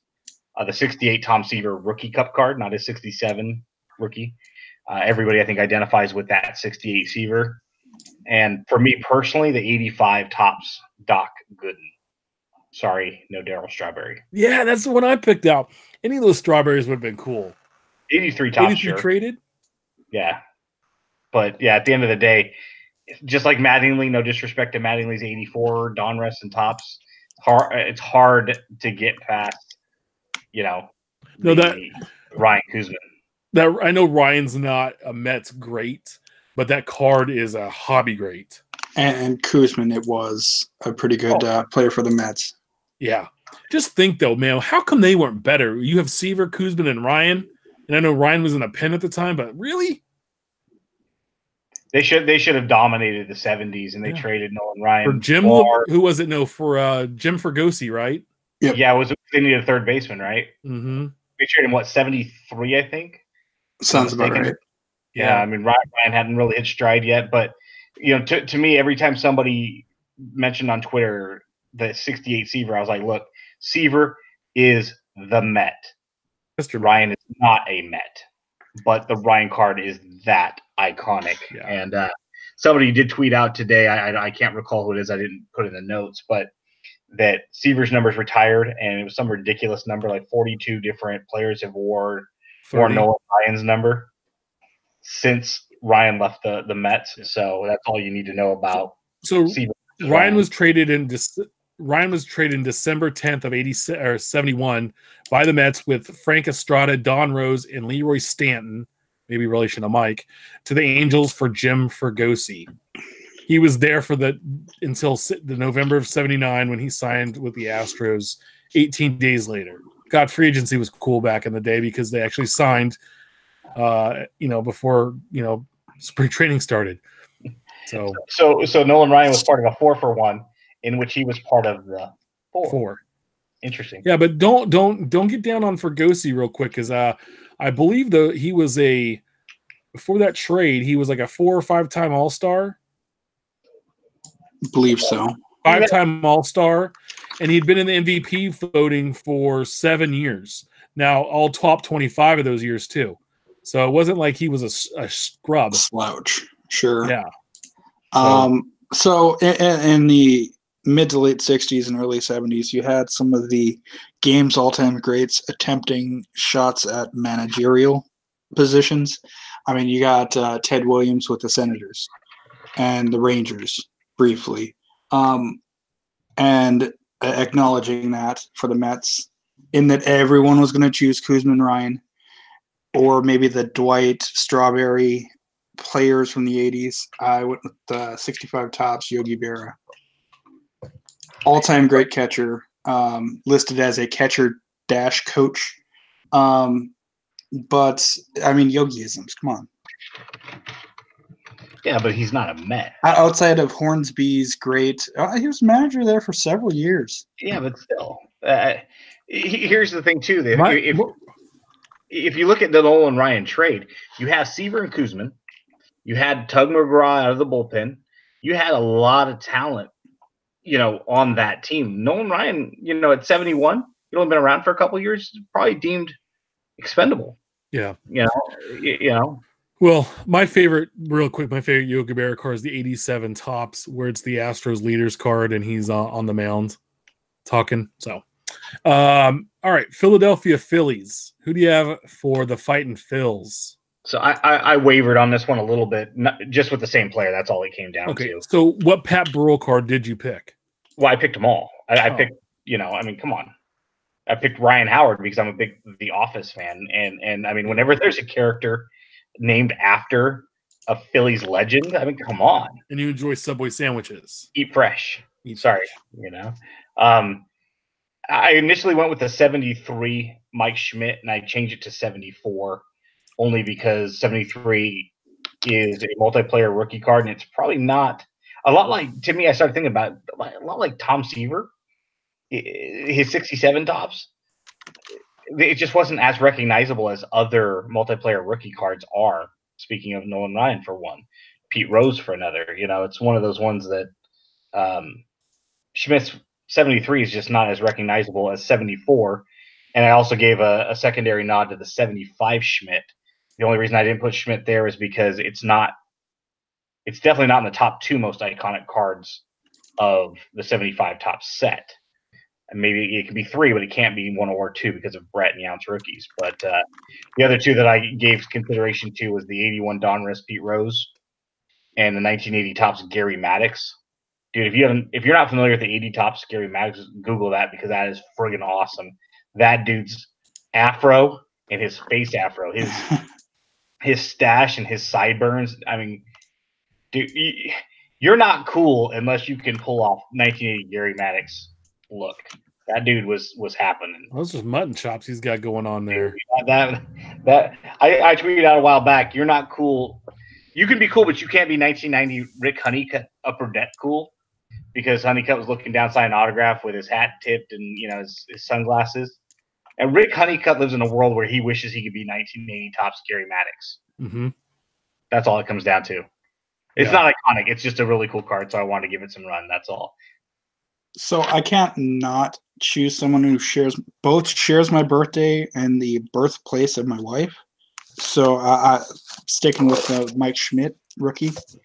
However, I do have a off the beaten path just for the story. The 1888-1889 Old Judge Ed Delahanty. If you guys haven't heard that story, go look it up on Wikipedia. The Ed Delahanty book. That and his mysterious death. Yeah, there's a book that I read a few years ago. Let me see if I can find the title of it real quick. It's called July 2nd, 1903. Yep. It is phenomenal, by Mike Sowell. It explains how great Delahanty was as a player. I think he had three brothers that also played, and his mysterious death near Niagara Falls, whether or not he went over the falls or whether or not he was killed because he was into some nefarious stuff. He gambled a lot and did some boozing. So it's questionable whether or not he was beaten to death or killed in some other manner, or if he did in fact possibly in a drunken stupor fall over the falls. Oopsies. So his body was never found, but it was a great book. Absolutely. Oh no, it says his body, per Wikipedia, it says his body was found at the bottom of Niagara Falls 2 weeks later. I could be mistaken on the detail. I thought that. I just caught that, but the mysterious death. So I want to check that book out because I'm always looking for a good baseball read. 1903 Washington Senator. As long as you give it back to me, I will let you know. He only hit 346 for his career and had 2,500 hits.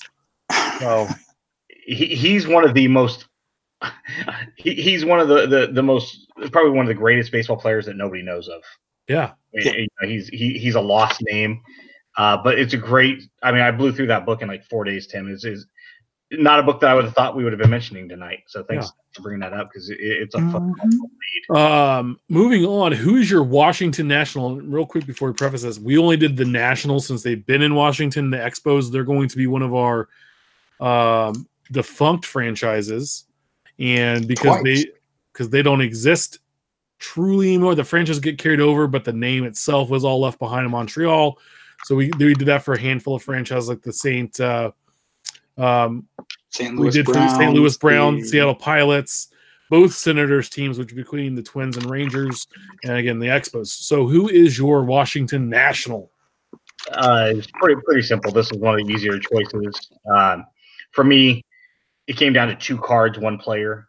It came down to the 2012 Topps Bryce Harper, number 661, or the 2011 Bowman Chrome.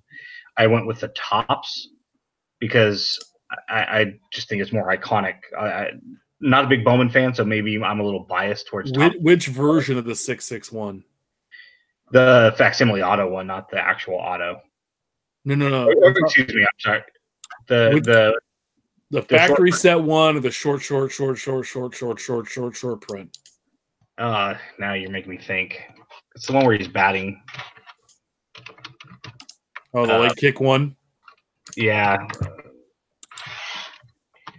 Let me see. I don't remember which one that is. Steph, do you remember? I do. I just don't know whether it's A, B, C, point 1, point 2, point 3. Yeah, there's so many. They just kind of really topped up that rookie card. They couldn't just give us a rookie card. They really had to like. That's why I chose that one over Bowman, because Bowman ultimately is going to be worth a ton more. And at one point, I actually had the auto. I had to sell it, unfortunately, a few years back. But I had traded a Russell Wilson printing plate for it. But that Harper is an iconic card. Modern. It probably is a little lessened because of Trout.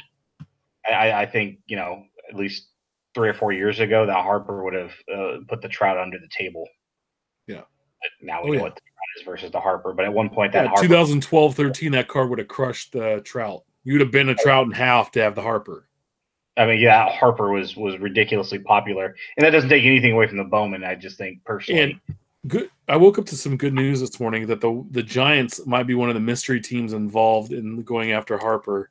And who was the guy that said this on the show a few weeks ago? The Gigantes. Hey, if he signs there, that's his funeral. That left field is going to kill him, or excuse me, the right field. Being a left-handed hitter is what I meant to say. And okay. His playing style is not going to play well in that very expansive right field corner. That's a lot. You're going to have a hell of a center fielder next to him for the next 7 to 10 years. We'll re-sign to Bernard Span. No, it just did. But the thing that if I was the Giants, and what I would do is sell them on what they did with Bonds. Come and be our centerpiece and these fans will buy your jersey. They will believe you. Look, Bonds used all kinds of creams and clears and whatever, and the fans here still love Barry Bonds to death and believe he did no wrong. He could go out and murder some folks, and people be like, "Man." And some people still believe he's the all-time home run leader. He is. Of course, I looked it up. I looked it up in the stats, and he had more home runs than anybody ever else has hit ever in baseball. Well, I mean, the Japanese leagues. Those don't count because those are like AAA teams. Here's the thing: if you're Bryce Harper and you came down to the Giants, I'd go to the Yankees and say, "Hey, how close can you get to this number? Let me go." But he's got to shave that iconic beard of his, though. It doesn't matter, dude. If you're Harper and you want to talk about stats, I would gladly shave my beard for that right field porch. Right field porch, yeah. I got 3. Yeah, I quit a job because they made me shave off my goatee that I've had since I'm 18. They'll let me keep my mustache, and I worked there for a couple of weeks. I said, nope, can't do it. I got to leave. I got 3 offers for you, Ben. Okay, go for it. One is more of a status symbol. Back when the Expos had just moved and the league still kind of sort of owned the Nationals, where they had Frank Robinson as the manager. I'm kind of drawn to the cards where you have an all-time legend, not necessarily known for being on that team, featured on that team. Sure, like the 72 Ted Williams. Exactly. And then naturally the 2 that started it all. Right when the Nationals started to be decent, Strasburg and Strasburg. I thought about Strasburg, but the thing is, it's just like the tortoise and the hare. maybe Strasburg becomes the more iconic national, much like Tom Seaver, but Harper just shot out of the gate. I mean, when I really thought about this segment weeks and weeks ago, 52 Mantle, it was Harper came into my head. That's the card. I don't know if it's me. I just totally forgot about Strasburg. I mean, Harper's naturally the better player, and Strasburg's had his arm issues, especially like right out of the gate after making his debut. But he kind of led the charge to make the Nationals relevant from obscurity. And then they get Harper. I think it was in a Twitter conversation. Somebody had said something about the Expos, and I'd said that we're doing Nationals only. And I responded, said basically it comes down to Harper versus Strasburg.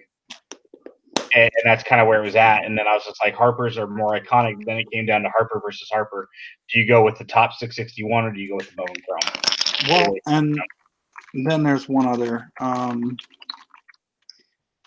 For someone that everyone forgets actually played there, that I have an error version of. Of course you do. Of course.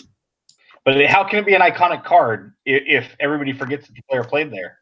Any of the Ryan Zimmerman cards from the first few years, a carryover from the Expos. I think actually he was the last Expo to play for the franchise, if I'm not mistaken. In my case, it has the Zimmerman foil up here for some reason. But any of Ryan Zimmerman's early 2005, 2006 rookie era cards would be another fair choice to list. Yeah, what I love about this whole segment is that it gets a couple of the more obscure cards or cards we might forget about mentioned. But, at the end of the day, are those more iconic than Harper or even Strasburg?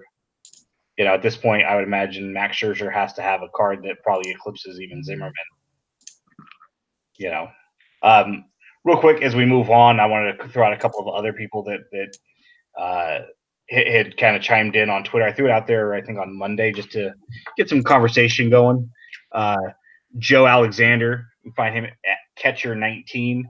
He was very adamant that the 68 Seaver was more iconic than the Ryan. Our good friend James at Philly Puck Fan, he said the 74 Schmidt because it was his first solo card. In fact, talking to him is what made me change from 73 to 74. He mentioned the 2000 Topps traded Cabrera, the 2011 Bowman Chrome prospects Harper, and of course he mentioned the 91 Bowman chipper as being iconic, which is kind of interesting. He and I might be the only two that care about Bowman, like 89, 90, 91 Bowman. I love that stuff. Our buddy Nick at Vosbrink brought up 93 Charlie Huff because it was, like you mentioned, Steph, with the Zimmermans, it was, the first cards of the franchise. Yeah, he was actually the first starting pitcher for them. Yeah, the good old knuckleballer that played till he was like 78 years old. And he also brought up the Phillies Sherry McGee error card from the T206 series, which is along with the A's Eddie Plank and, of course, the Wagner. They're known as the Big Three. Sherry was misspelled. And so I believe there's less McGee's, if I'm not mistaken, than there are Planks. I think there's only about 100 or so known to exist from the printing plate. Our buddy Chris Torres brought up the 91 chipper, of course, the Bowman Chrome Harper Auto, 73 Schmidt. And then one that was really interesting, a little lesser known, the guy's Twitter handle is at CWU Cat 62. Brought up the 1958 Topps Pancho Herrera error card, where the A is kind of, it almost says Herrera. The A is very difficult to see. There are not any currently listed on eBay. The last one sold in December. It was ungraded. It was $405 or best offer. I don't know what the offer was, but an offer was accepted. And there was none other listed on eBay in either, in the sold listings or completed listings whatsoever. So usually these get snatched up pretty quick and get sent to auction houses, and you're talking 4 digits at least. Yeah. Yeah, it looked like I know there's one that sold at like a graded 8 or something that sold for like $27,000 if I'm not mistaken. Something to that effect. Yeah, it's interesting. Definitely not one of the most iconic cards, but he mentioned it, and I wanted to give it a little bit of run because it's a fun card for people like who is it that we know, Tim, that likes error cards? Likes to I don't know. Go to his bedroom late at night and look at him and think about him and dream about him. I'm not sure. Obviously, you're talking about show listener. Yeah, so that's a fun card, and why not give it a little bit of run? Yeah, no, that's neat. No, that's a pretty good list. I told everybody to tune in tonight and see how wrong you were, and you're pretty much right. Yeah, surprisingly, for once. It's been 34 shows. I mean, come on, guys. 29 turnover. Figuring it out. Next week, like I said, Steph will be covering the classic NL Central, and that'll be neat to see. So we're going to talk a little Cubbies, Brewers, Cardinals, Reds, and Pirates. I can already think of a few cards for all those teams, which will be fun. I'm excited to do the defunct franchises. I think that's going to be a neat one to go through and explore some cards and some teams that we don't talk about anymore. And some people don't ever realize that the St. Louis Browns, the Baltimore Orioles weren't always the Orioles; they came from St. Louis. Well, the Baltimore Orioles were the original New York Yankees franchise. That's correct. Yeah, you wanted your head to explode. Yeah, think about that. That will be fun. And like I said, we mentioned, the Milwaukee Braves becoming the Atlanta Braves because does that make Hank Aaron eligible for this, or do we talk about it under the defunct? So, obviously, we discussed that earlier. Yeah, then we'd be doing this for weeks and weeks and weeks and weeks because of all the moves and franchises and that have changed cities. So, and I think the spirit of the spirit of the segment is most iconic Braves card. Not Milwaukee Braves or Atlanta Braves card. It's most iconic Braves card. Whereas the Expos and Nationals, for instance, are two separate teams. They were rebranded in a new market as a new team, as were the Pilots and the Senators and the Browns and such before them. Yeah, it's not like they're the California / Anaheim / Los Angeles Angels of. It's like when it's gonna be like when the Rays move to Montreal and become the Montreal Expos. That's just really gonna hurt our heads. And that's another good book by Jonah Carey called Up, Up, and Away about the Montreal Expos franchise. That was probably one of my favorite reads when it comes to baseball and sports in general. Great read. And real quick, if you've not picked it up, Confessions of a Baseball Card Addict by our friend Tanner Jones. Check it out on Amazon. Or if you reach out to him, you and pay for shipping, he'll autograph it and send it to you. So yeah, it's a good price. What's it, like $18 shipped or something with an autograph on it? I think. Yeah. 15 plus 4, so $19. Yeah, it's less than a blaster. It is. And if you know how to read, it's fun. And better value than one. Show topic for another day. Yep. Well, guys, if we don't have anything else, we're going to hop out tonight. And one last thing I have, Ben and I will be road tripping down from our little neck of the woods to go down to Modesto to check out a newly branded store called Teammates, which is the same one as the one our LCS up here. We're going to be picking up at Bice Music. Oh, what's that? Sorry, I showed him he had said that the A's were in Philly, so I figured I'd show him that. Oh, nice. Yeah, we're picking up at Bice Music, and the three of us are going to roll down there and check out the new shop, and maybe get some packs or some cards or whatever, just BS and talk cards. So if you're in the area of Modesto on Saturday in the morning, we'll be down there around by, I would say, by 11.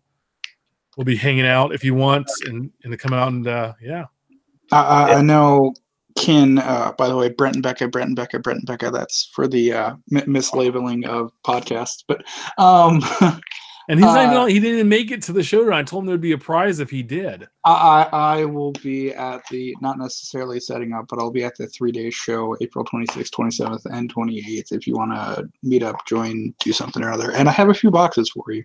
You guys are flying Tim and I out there, right? I thought that was like a joint venture. I mean, if you guys want to come still. No. You'll have to share a bed together. That's fine. That's good. And we'll try to do a live on location when we go down there to Teammates, either in the store or afterwards. Hell, we might do it live from the car. We'll see. I'll send you guys a redemption for that plane flight. Well, also got to remember the guy that was there last time we were there working was quite interesting. So if you pull out your phone and want to hit record, I don't know. I don't know how he'll take that. He followed us around like. He was nice though. Nice guy. I don't think he had seen. Let's preface it by saying, if you've seen Big Bang Theory and Stewart, the comic book guy, he makes him look like Leonardo DiCaprio. 90% of that show, 90% of the store was gaming, like magic cards and stuff like that. So when Tim and I came in there, we were literally pointing like Maurice on Little Monsters. Got it, need it, got it, need it. This guy was just pulling cards. And he hadn't seen the sun in a few days, but no, but it's a bigger store now, and I know they have new product, and I know that Brian's already been down there, and he picked up some 89 Fleer update sets. Get this, are you sitting down? $1 a set. And he picked up a couple because he wasn't sure, and he's actually hooking me up with one. And as I'm looking now, I don't have it, so I'm excited. But he also picked up boxes of like 90 Donners for, I want to say like under just a couple of bucks. He overpaid. You love 90 Donruss. No, that's most me. iconic Ranger cards in that box. That's right. Listen, the other day on Facebook, somebody posted, I swear to God, there's somebody out there still printing 1988 Donruss because there's just so much of it. And I said, no, they're not. 90. 1990 Donruss. and 2013 Panini Triple Play. Here, just remember this: do not feed 1990 Donruss after midnight. Like okay, Rollins. Just think about that. Yeah. Yeah, I'll have to go down to their old printing location and see if there's still some floating around. I swear it's like Data in the Goonies. Somebody's back there, $50 bill, $50 bill. Just, that 88 Donruss is just sliding off one after another. Yep. It's coming to a store near you. Can probably find a few printing sheets. Good times, man. Love that old stuff. It's fun. I'm going through a bunch of old stuff from like the late 90s, early 2000s, and a lot of good looking sets. Yeah. Oh, really?